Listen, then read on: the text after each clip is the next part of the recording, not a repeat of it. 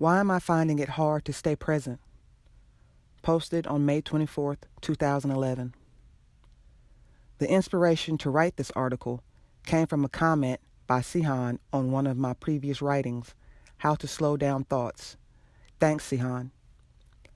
Many people who are on the path of liberation often practice the technique of staying in the now or staying present. It's important to understand that this practice is meant to be a medicine, not a permanent diet. If you start using a medicine as your diet, it won't be long before the medicine starts harming your body. A medicine is only supposed to be taken to cure an anomaly, to bring some balance. After that, you need to let go of the medicine and not continue taking it as a diet. The purpose of the practice is just to awaken your consciousness. The practice of staying present is only required for a short duration, a few months, to help you become conscious or to give you a perspective beyond the mind.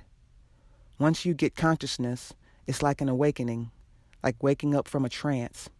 After that, there is no real purpose in continuing this practice of staying present or staying with your attention in the now. Let go of this practice once it has accomplished what it was meant to accomplish, which was to wake you from being in the mind's trance. Usually within a few months of practicing staying present, your consciousness would have sufficiently woken up from the trance of the mind. When consciousness moves out of the mind, it suddenly becomes aware of itself. In other words, awareness becomes aware of itself as pure awareness, without needing any thoughts or memory for its identity. If you start witnessing the mind, it means that your consciousness has woken up from the mind. Once consciousness wakes up, it starts moving in automatically and starts dissociating from the mind's trance. It can take a year or maybe more before consciousness completely dissociates with the false self. With the practice of staying present, you will no longer be dragged unconsciously by the thoughts in your mind. But that does not mean that the mind stops dragging you around so soon. It's just that now the dragging around happens consciously. You are now aware that the mind is pulling you around. This is a phase of waking up. After this, it's only a matter of time before your awareness sees through the strategies of the mind and thus becomes free of its influence altogether. Don't be too hard on yourself. The mind has a huge momentum. You have been identified with the mind for several years now, and so it has a huge forward force and attraction.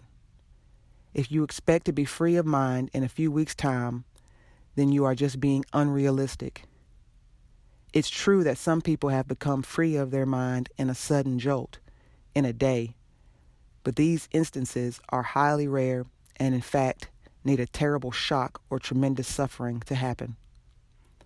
The most normal way that process of liberation proceeds is that you become free of the mind in phases, slowly but surely. It can take close to a year or even slightly more before you can get to a place where the conditioned mind loses its influence over consciousness. The only part where you are involved is the first step, where you make the effort to wake up consciousness. Practices like staying present, staying aware of the now, focusing on your body, and moving your attention away from the mind are all techniques that cause consciousness to wake up from the mind's trance. Once consciousness has woken up, it will start taking control, and then the me force is toast. The personal will starts ebbing away once consciousness starts taking over. Just let it happen. Letting go of trying to stay in the now.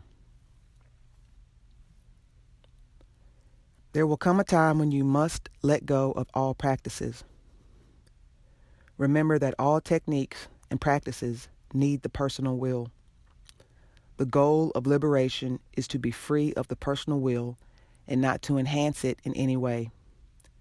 Of course, the personal will is needed initially to do the practice of staying present, But once consciousness wakes up, it's time for the personal will to make its exit graciously.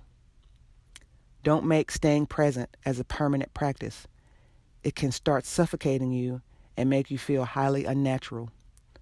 All practices have their time and place, but sooner or later you will have to let go of them and relax into the natural flow of life by letting go of all control. Anything within you that wants to control has to be let go of. The whole process is about letting go. It's not about becoming good at a practice. It's not about accomplishing the fear of staying in the now.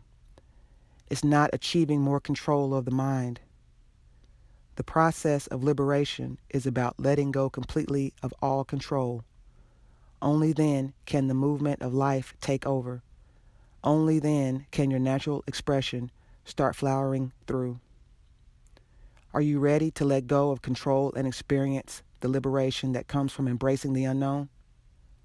Life will present itself to you in all its grace only when you are willing to let go of the known, of the conditioned mind, and embrace the pure innocence of the mystery that life is. Embrace the uncertainty, the unknown, fully and completely. This is what letting go really means.